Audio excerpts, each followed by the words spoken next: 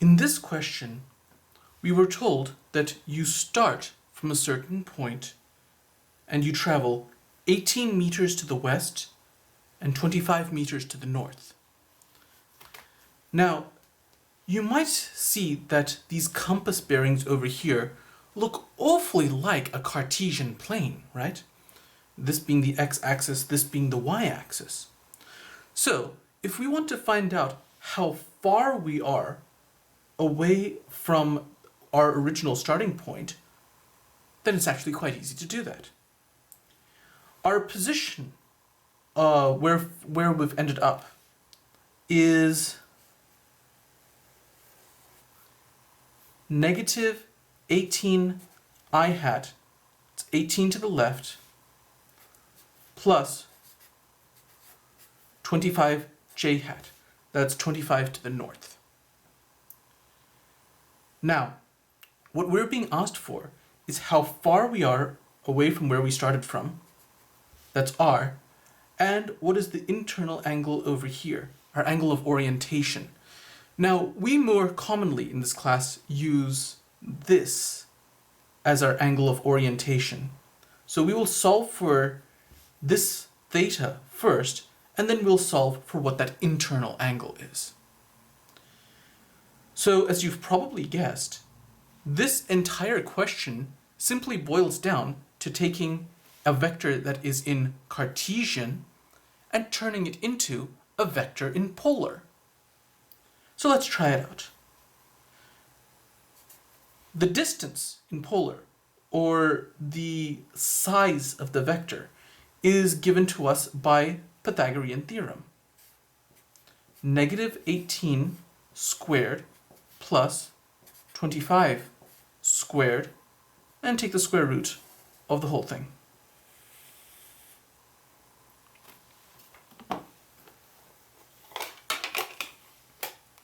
So, let's solve this out. Negative 18 squared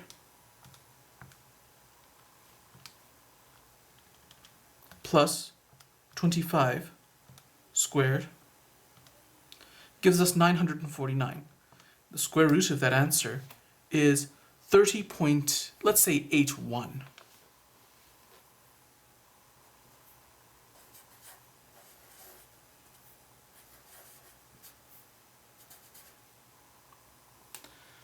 Now, what about the angle theta? Theta is given to us by the arctangent of y over x. Arctangent of y is 25 over x, negative 18, which works out to arctangent of 25 divided by negative 18, negative 54.25.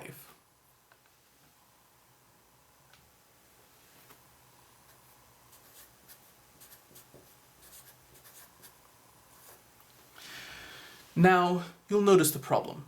Negative 54.25 points off in this direction, below the x-axis, below east. So we have to remember our rule. Any vector that points in the second or third quadrants has to have 180 added to this theta that you get from this equation. So add 180 and we get 125.75, and this is the value of theta.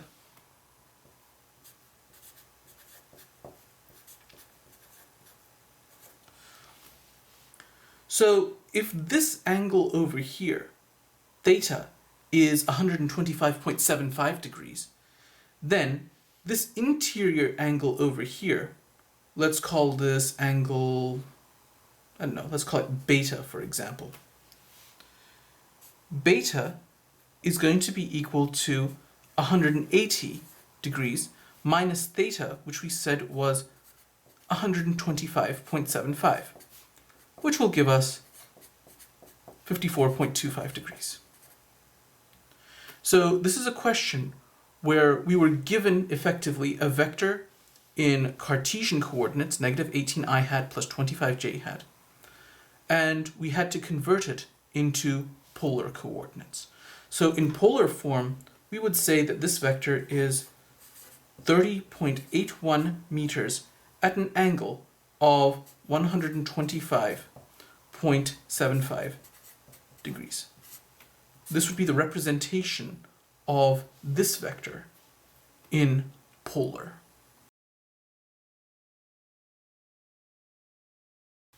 In this question, we see a triangular paddock.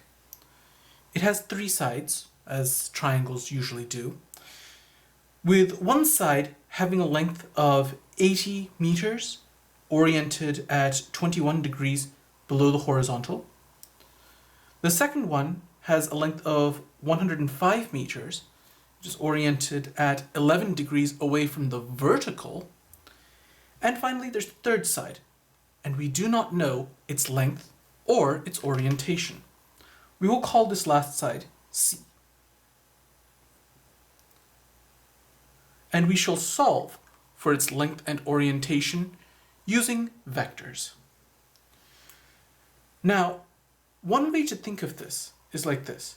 If you took vector A and you took vector B and you took vector C, we notice that C ends where A begins. So if you added all three of these vectors together, you would get 0. Why? Because when you add vectors, you always go from the initial point of the first vector to the terminal point of the last vector. But if these are in the same place, then the result would be 0. So we just need to add these vectors together and have them sum up to 0 in order to find out what C is, because C is the only unknown here. A plus B plus C is going to be equal to 0.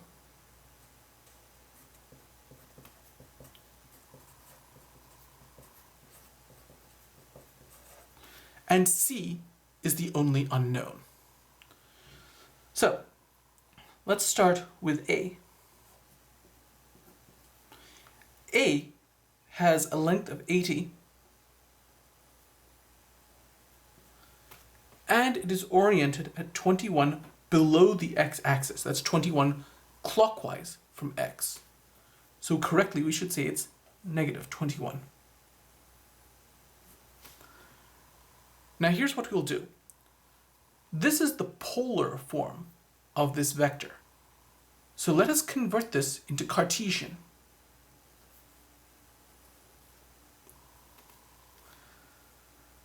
In Cartesian, x is calculated as r cos theta, and y is calculated as r sine theta.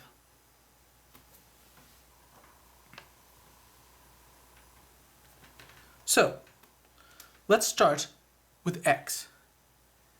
80 times the cosine of negative 21 degrees is 74.67.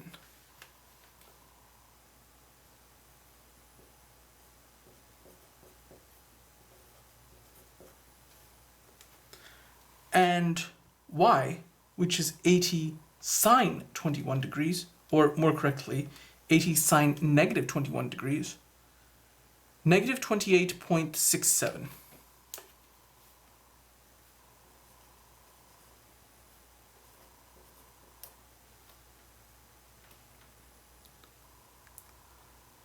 Now, let's repeat for vector B.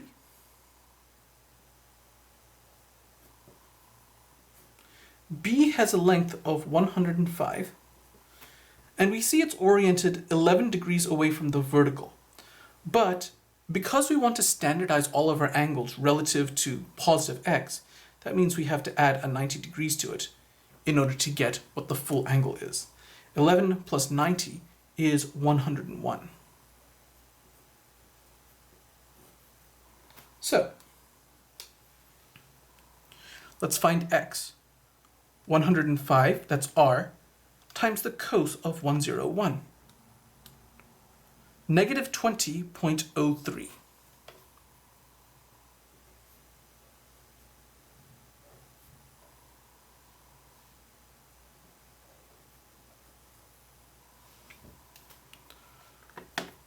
And as for y, 105 times the sine of 101, 103.07.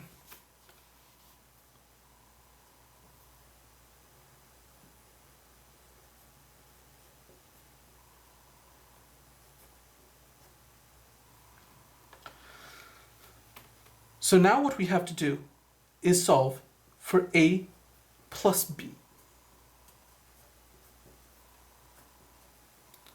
And that's quite easy to do. 74 plus negative 20.03, so that's 74.67 minus 20.03 gives us 54.64.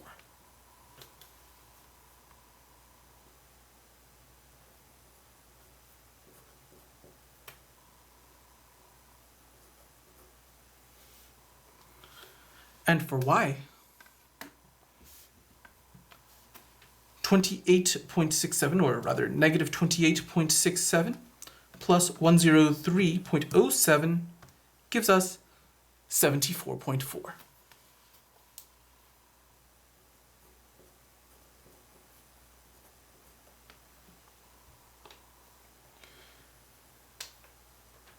So we now know that a plus b can be described as 74.4 in the j direction and 54.64 in the I direction. Now, let's take that information and let's put it into this equation here. Since a plus b is 54.64 I hat plus 74.4 j hat, that plus c is equal to 0. So it's very easy to find c. C is equal to negative 54.64 I hat minus 74.4 j hat. The last step now is to turn c from Cartesian into polar. Here's how we do it.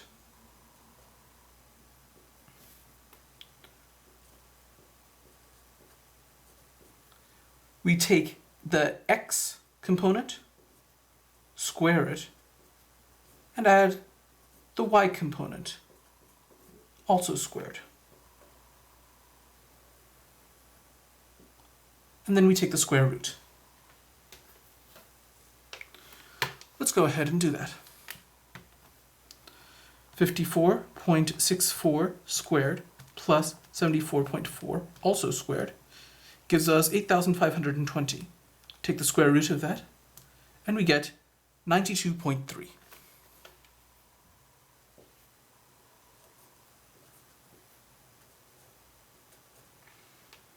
We also need to find out theta.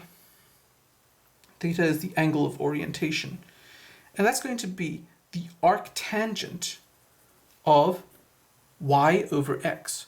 So y is negative 74.4 divided by x, which is negative 54.64. So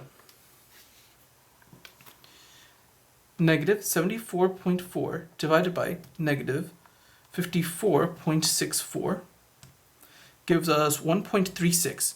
Now let's take the arctangent of that. That's 53.7 degrees. But 53.7 degrees would point in the first quadrant. This vector, however, is pointing into the third quadrant. And whenever a vector points in either the second or third quadrant, you have to add 180 to it. 233.7 degrees.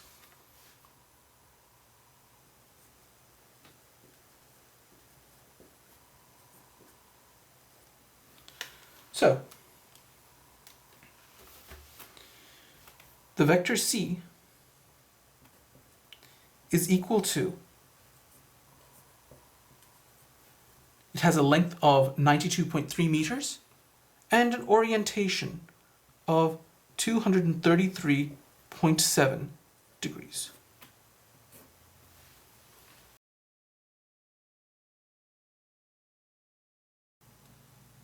In this question, we are told that a plane flies a distance of 40 kilometers at an orientation of 60 degrees, followed by 30 kilometers at an orientation of 15 degrees, and we want to find what its final location is.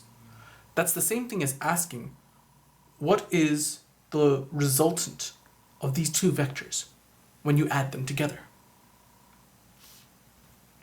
That's easy enough to do. Let's start by taking these two vectors, which are currently given in polar notation, and convert them into Cartesian. So in Cartesian, we have to figure out x, which is r cos theta, and y, which is r sine theta. Now, the first vector had a size of 40, and it was oriented at 60 degrees.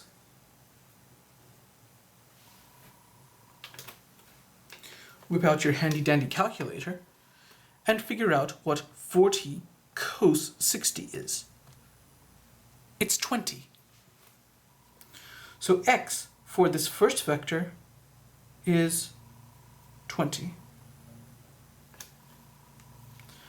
What about y?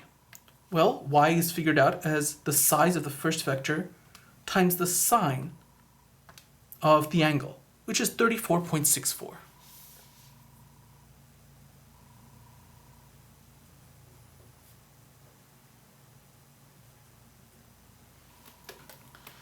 So 20i hat plus 34.64 j hat would be the Cartesian notation for this first vector, 40, 60 degrees.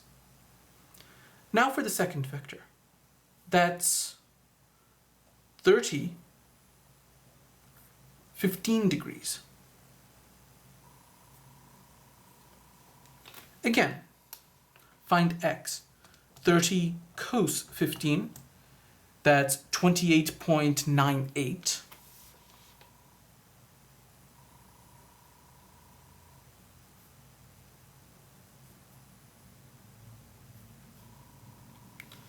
And 30 sine 15,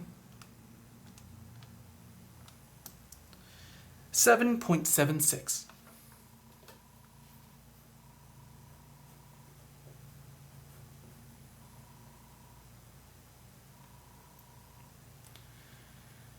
So, the total of these two vectors, the resultant vector, is found by just adding these together.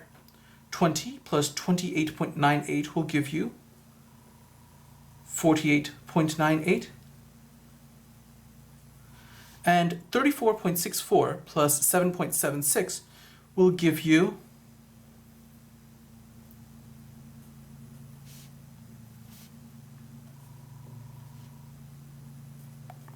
42.40.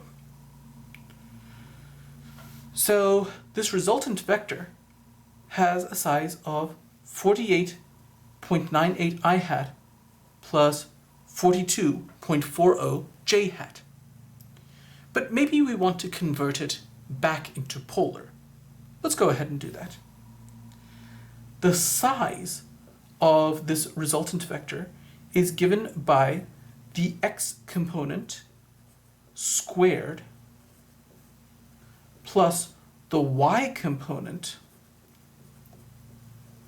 squared, and take the square root of the sum. It's just Pythagorean theorem. So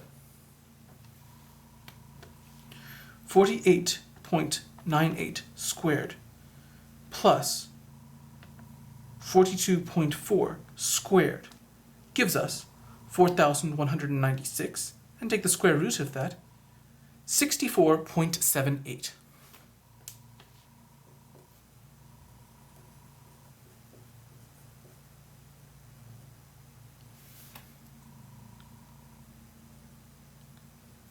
theta is the arctangent of